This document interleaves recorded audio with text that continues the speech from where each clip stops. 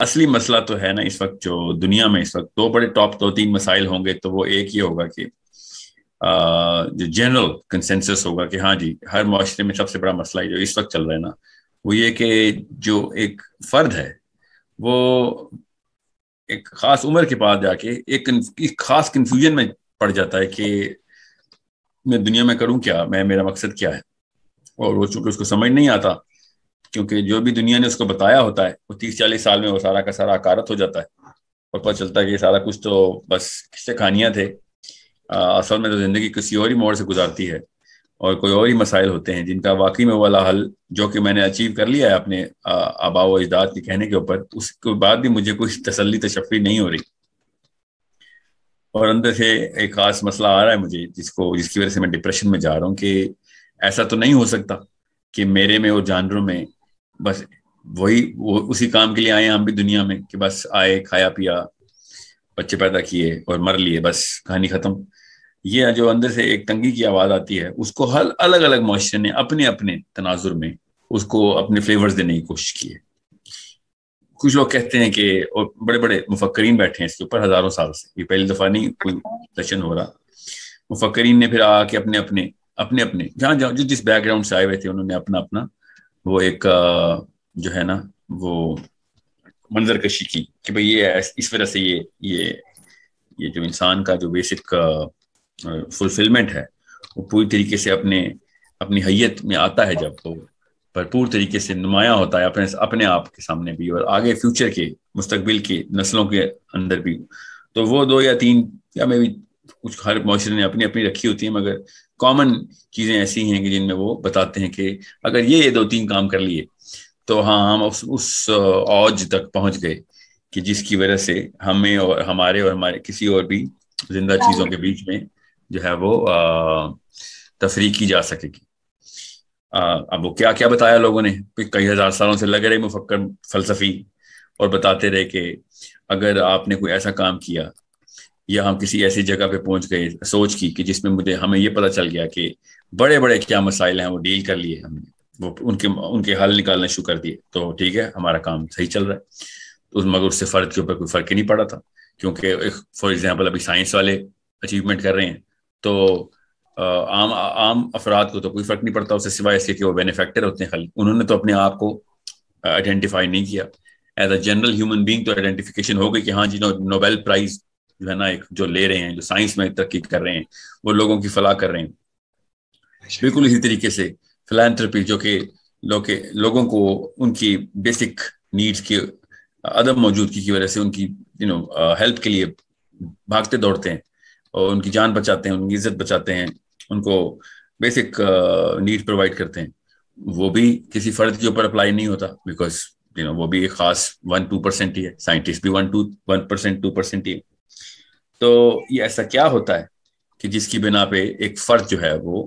وہ ایوالو کر رہا ہو، وہ اپنے آپ کو تسکین پہنچا رہا ہو کہ ہاں جی میں بھی کسی دنیا میں آیا ہوں تو میرا بھی کوئی فائدہ ہوگا. ایٹ لیسٹ چلیں 100% نہ صحیح، ایک جنرل آڈینس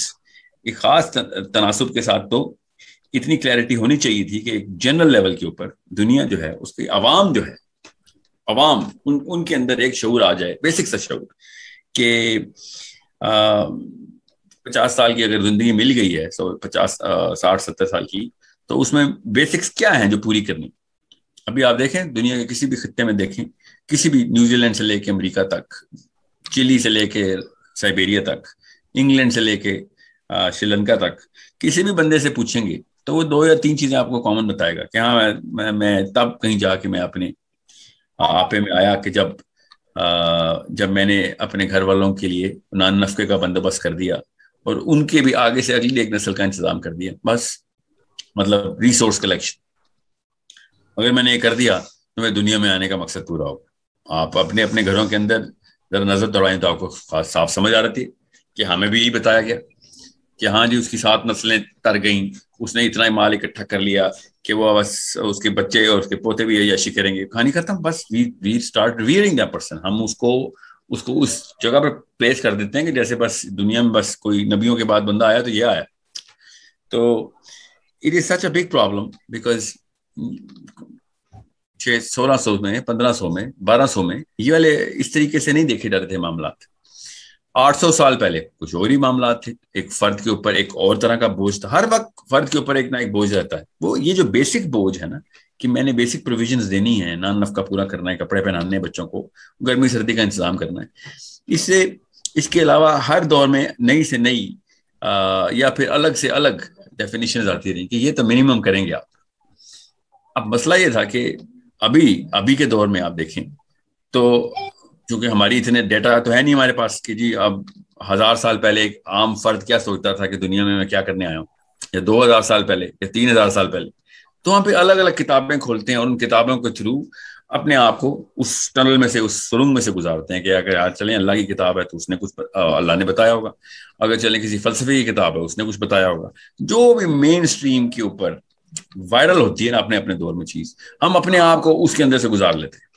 اور دیکھتے ہیں کہ جتنی بھی کوئی چیز اس میں میرے اندر ہے تو میں اب تسکین سمجھتا ہوں, اور جو چیزیں اس کے اندر سے میرے اندر کمی ہے تو میں اس ڈپریشن میں چلا جاتا ہوں. اگر زیادہ تر چیزیں اچیو ہو رہی ہیں تو خوش, زیادہ تر چیزیں اچیو نہیں ہو رہی اس کتاب کی تو ناخوش. سمپل اتنی سی بات کہ کسی بھی شخص کی پرسنل آئیڈینٹی, میں انٹلیکچوئل ایلیٹس کی بات نہیں کر رہا ہوں 1% 2%, میں ان لوگوں کی بات نہیں کر رہا ہوں کہ جو کسی ایک خاص سطح کے اوپر اپنے آپ کا لوہا منوا رہے ہوتے ہیں, چاہے سائنس کے تھرو منوائیں چاہے وہ فلسفے کے تھرو منوائیں. میں عام عوام کی بات کر رہا ہوں اس وقت, جو کہ پنڈی اسلام آباد, میامی, منیلا, میاں والی میں بیٹھی ہوئی ہے, جو کہ rural urban suburban house holds کے 7 ارب اشخاص ہیں. وہ افراد وہ جب اپنے آپ کو اپنا محاسبہ کرتے ہیں, اپنا محاصرہ بھی کرتے ہیں, یار میں کدھر سے گھرا ہوا ہوں, کون ہوں میں, کدھر سے آیا ہوں, اس کو سیلف کہتے ہیں, سینس آف سیلف, کہ میں ہوں کون, کیا مخلوق بن گئی ہے اللہ تعالیٰ کے ہاتھ سے میری شکل میں کروں کیا. تو وہ زیادہ محنت نہیں کرتا, جنرلی اسپیکنگ وہ زیادہ محنت نہیں کرتا. وہ بس یہ دیکھتا ہے کہ جو جنرلی ریلا کر رہا ہے بس وہ کر لوں تو بس ٹھیک ہے, اور بڑا خوش مرتا ہے. زیادہ تر لوگ بس اسی طریقے سے مرنے کی کوشش کرتے ہیں کہ جس طریقے سے باقی کے لوگ مر رہے ہیں, اور باقی کے لوگ بھی ایک دوسرے کو دیکھ رہے ہوتے ہیں. کوئی ایک ایسا آئیڈینٹیفائر نہیں ہوتا کہ اس کے اوپر پیوٹ کیا ہوتا ہے ہم نے. یقیناً ہوتے ہیں وہ پیوٹس, وہ کہیں اور پڑھے ہوتے ہیں, وہ کہیں اور کتابوں میں لکھے ہوتے ہیں, بس وہ جو اس وقت وائرل ہوتے ہیں اس نے وہ کتاب لکھی تو وہ ڈیفائن کرتا ہے. بالکل اسی لیے بالکل اسی پرزم کے اندر سے آپ نے دیکھنا ہے کہ سینس آف سیلف جو ہے نا وہ ہوتا کیا. ابھی اتنا بڑا مسئلہ ہے کہ اگر ہمیں یہ نہیں پتا کہ ہم کس کی سوچ کتابیں ہیں تو ہم نے تو انسان ہونے کا پہلا قدم ہی نہیں اٹھایا ابھی, کیونکہ ہمارے گھر کے پالتو جانور بھی ہماری سوچ کتابیں ہوتے ہیں. ہم اگر کسی کے سوچ کتابیں ہیں تو ٹھیک ہے, کوئی بات نہیں, ہو سکتا ہے وہ سوچ صحیح ہو, مگر ہمیں یہی نہیں پتا کہ ہم کس کی سوچ کتابیں ہیں. تو ابھی تو ہم نے انسان اور جانور کے بیچ میں فرق کیا ہی نہیں. ابھی